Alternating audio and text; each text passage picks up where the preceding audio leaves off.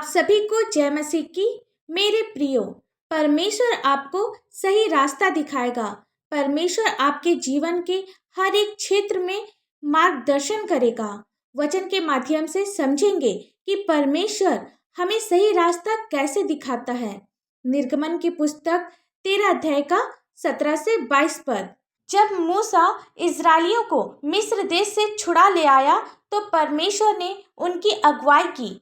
वचन में आगे बढ़ने से पहले आप हमारे चैनल पे नए हैं तो चैनल को सब्सक्राइब करें, ऑल नोटिफिकेशन ऑन करें ताकि परमेश्वर की महिमा के लिए जितने भी वीडियोज डाले जाएं वो आप तक पहुंच सके।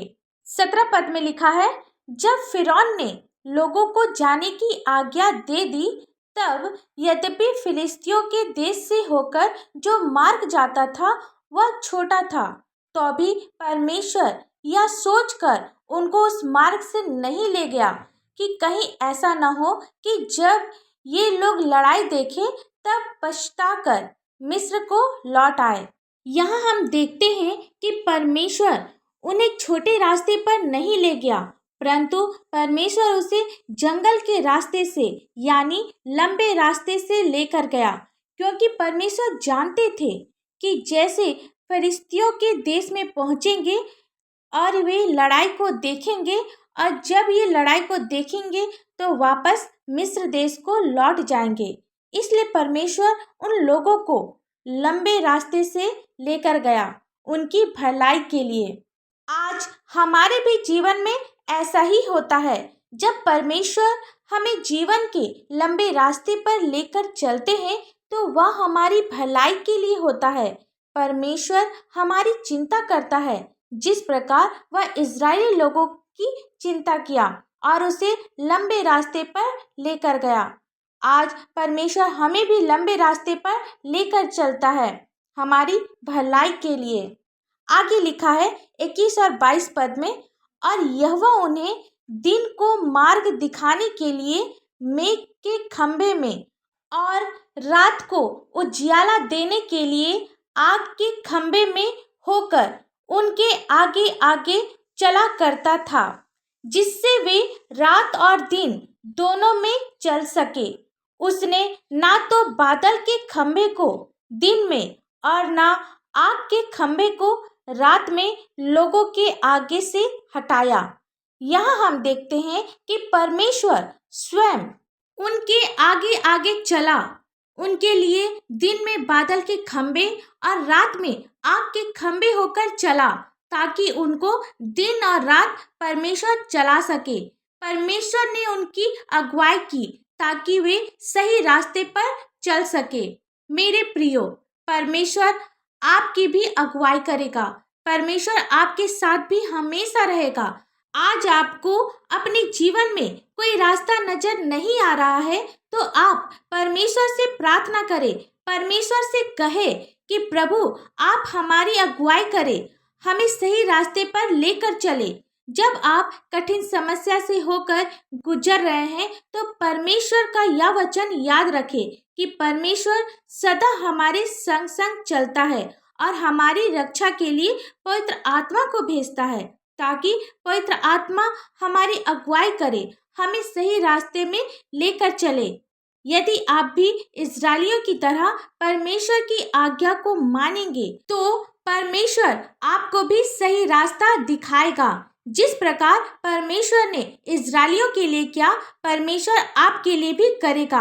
आप विश्वास करें और परमेश्वर के चमत्कार को अपने जीवन में देखें। आइए हम सब प्रार्थना करें। धन्यवाद धन्यवाद धन्यवाद पिता परमेश्वर, हालेलुया हालेलुया हालेलुया। स्तुति स्तुति स्तुति हो, स्वर्ग धाम में हो शन्ना। पिता हम आपको लाखों लाख धन्यवाद देते हैं आज के सुंदर से दिन के लिए पिता, और विशेषकर आज के सुंदर से वचन के लिए आपको धन्यवाद देते हैं पिता। सचमुच में पिता आप राजाओं के राजा हैं, प्रभुओं के प्रभु हैं पिता। तूने हमें सृजा है पिता, हमें रचा है पिता, इसके लिए मैं आपको धन्यवाद करती हूँ पिता। हर दिन भर आपने हमें संभाला और इस संध्या के बेला को देखने के लिए दिया पिता, इसके लिए मैं आपको धन्यवाद देती हूँ पिता। हम सभी एक मन होकर आपकी उपस्थिति में आए हैं, इसके लिए धन्यवाद पिता। हम सभी अपने मन की बातों को आपके सामने रखने पाए, आपसे कहने पाए पिता। जितने भी लोग इस प्रार्थना में शामिल है, आप अपनी उपस्थिति से भर पिता, अपनी ज्ञान बुद्धि समझ से भर पिता, सही मार्ग में आप इन्हें चला। आज के वचन के लिए आपको धन्यवाद देते पिता। सचमुच में पिता, आप हमारे साथ साथ चलते हैं, हमारे आगे आगे चलते हैं। जिस प्रकार आपने इजरायलियों की अगुवाई की, उसी प्रकार आप इन भाई बहनों के जीवन में कार्य कर पिता।